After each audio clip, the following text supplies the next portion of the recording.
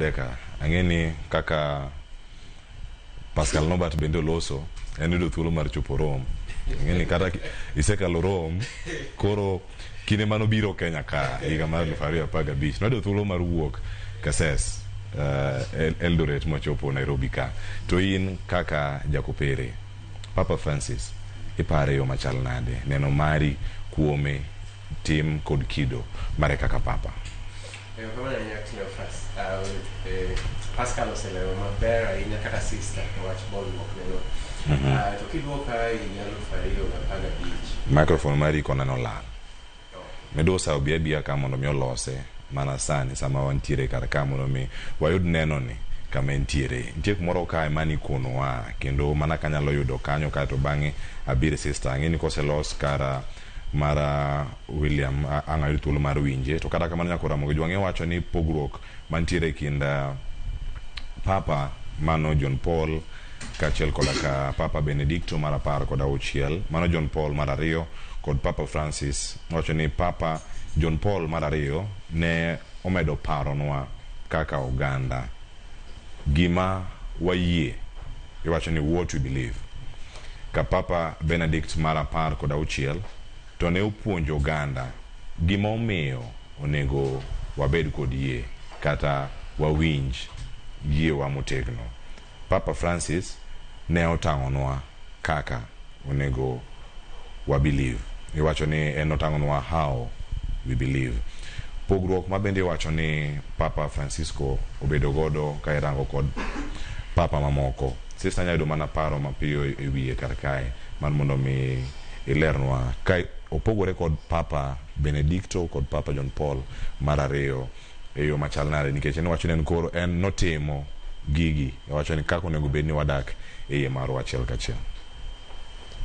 Okay, gimanya wacho kaka Papa Francis opuonjowa en ni aparo ni gima duong' ahinya ma anya wacho en ni nyocha in chakre 2022 mano synodality chakre 2022 and 2024 mano higni adek Pope nyocha ntiere gimiluongo ni synodality wuotho kanyakla to wuotho kanyakla ni ka Pope nyocha chak okele e kanisa no nyiso ji ni kaka wanyalo wuotho kanyakla nen gima tek kane ji ochako higa mokwongo ji ok ne winj maber ni to wuotho kanyakla ni onyiso nang'o nikech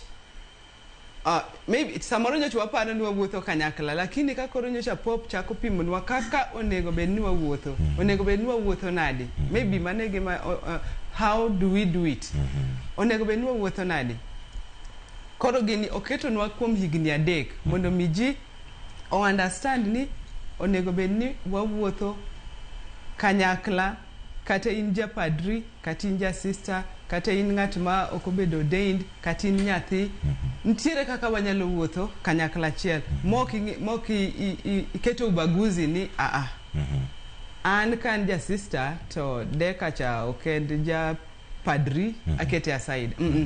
koro mai gima notemo nyisowa ni ere kaka wanya wuotho kanyakla synodality to an gipacha wuona wacho ni agoni Nyasaye erokamano ni Pope Francis owuok ka wuoth mar 3 years ni orumo otho ka process ni orumo nikech ka ji nochake ok nwa winj tiende maber lakini bang' higni adek koro sani kanisa nyalo wacho ni Pope opuonjowa kaka onego bed ni wawuotho kaka onego bed ni wa interact gi kila ng'ato nikech kila ng'ato wach ni ntiere gi maber minyalo nyisa ntiere gi maber ma ng'at machielo nyalo nyisa to kar kaw mari mariwo gi mar ng'ato ok anyal wacho ni mara kende maber koro ma e gima Papa onyiso wadi mae kaka onego bed ni wawuotho. Erokamano ahinya.